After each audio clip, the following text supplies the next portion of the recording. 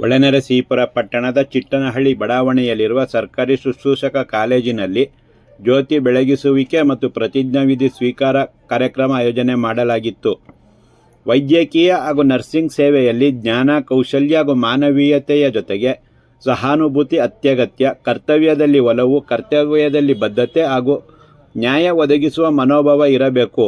ಇವುಗಳು ಶುಶ್ರೂಷಕ ವೃತ್ತಿಯಲ್ಲಿ ಆತ್ಮತೃಪ್ತಿ ಹಾಗೂ ಸೇವಾ ಕಾರ್ಯದಲ್ಲಿ ಯಶಸ್ಸು ಗಳಿಸುವ ಜೊತೆಗೆ ಕಲಿತ ವಿದ್ಯೆಯಲ್ಲಿ ಪರಿಪೂರ್ಣ ವ್ಯಕ್ತಿಯಾಗಲು ಸಾಧ್ಯವೆಂದು ಹಾಸನ ವೈದ್ಯಕೀಯ ವಿಜ್ಞಾನ ಸಂಸ್ಥೆಯ ಪ್ರಾಂಶುಪಾಲರಾದ ಡಾಕ್ಟರ್ ರವಿಕುಮಾರ್ ಬಿಸಿ ಸಲಹೆ ನೀಡಿದರು.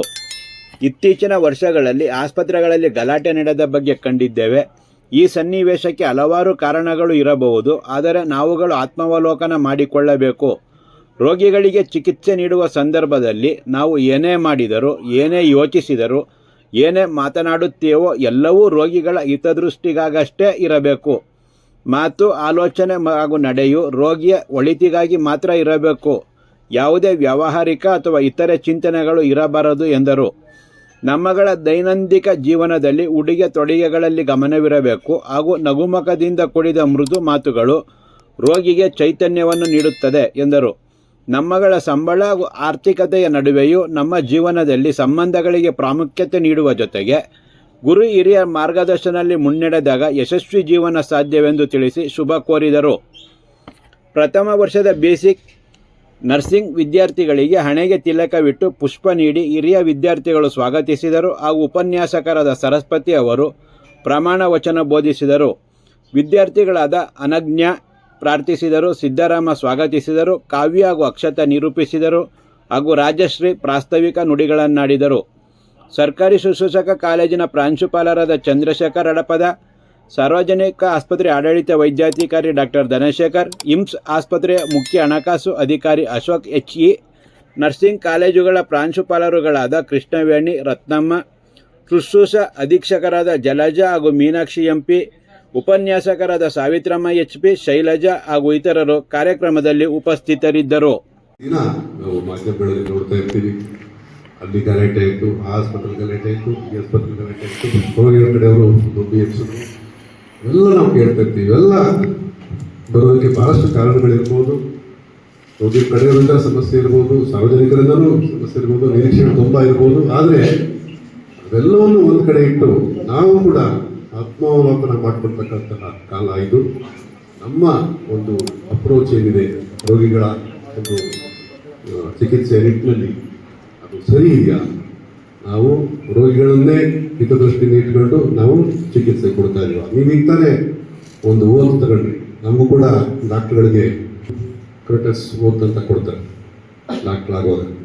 ಎಲ್ಲ ಪ್ರತಿಜ್ಞೆಗಳ ಸಾರಾಂಶ ಏನಪ್ಪ ಅಂತಂದರೆ, ನಾವು ಏನೇ ಮಾಡಿರೋ ರೋಗಿಗಳ ಚಿಕಿತ್ಸೆ ನೀಡೋ ಸಂದರ್ಭದಲ್ಲಿ ನಾವು ಏನು ಮಾಡ್ತೀವೋ, ನಾವೇನು ಮಾತಾಡ್ತೀವೋ, ನಾವೇನು ಆಲೋಚನೆ ಇಟ್ಕೊಂಡಿದ್ದೀವೋ ಅವೆಲ್ಲವೂ ಕೂಡ ರೋಗಿಗಳ ಹಿತದೃಷ್ಟಿಯಿಂದ ಅಷ್ಟೇ ಇರಬೇಕು. ಇನ್ಯಾವ ಭಾವನೆಗಳಿಗೂ ಅವಕಾಶ ಇರಬಾರ್ದು. ಇಷ್ಟೇ ತಪ್ಪರಿ. ಒಂದು ಪುಟಗಟ್ಟಲೆ ಓದ್ಬೋದು ಮನೆಗೆ, ತಪ್ಪರಿ ಅಷ್ಟೇ. ನಮ್ಮ ಮಾತು, ನಮ್ಮ ಆಲೋಚನೆ ಮತ್ತು ನಮ್ಮ ನಡೆ, ಈ ಮೂರು ಕೂಡ ಅಲ್ಲಿರ್ತಕ್ಕಂಥ ರೋಗಿಯ ಉಪಯೋಗದ ಹಿನ್ನೆಲೆಯಲ್ಲಿ ಇರಬೇಕು. ನಾವೇನು ಮಾಡಿದ್ರು ಅವ್ರು ಒಳ್ಳೆಯದಾಗಂಗೆ ಇರಬೇಕು.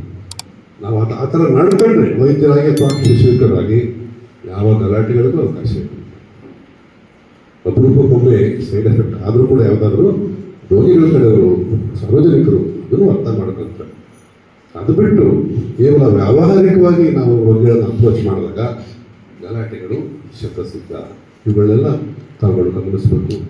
ಬಹುಮುಖ್ಯವಾಗಿ ನಿಮ್ಮ ದೈನಂದಿನ ಜೀವನದಲ್ಲಿ ನಗನಗ್ತಾನೆ ಆದಷ್ಟು ಸ್ಮೈಲ್.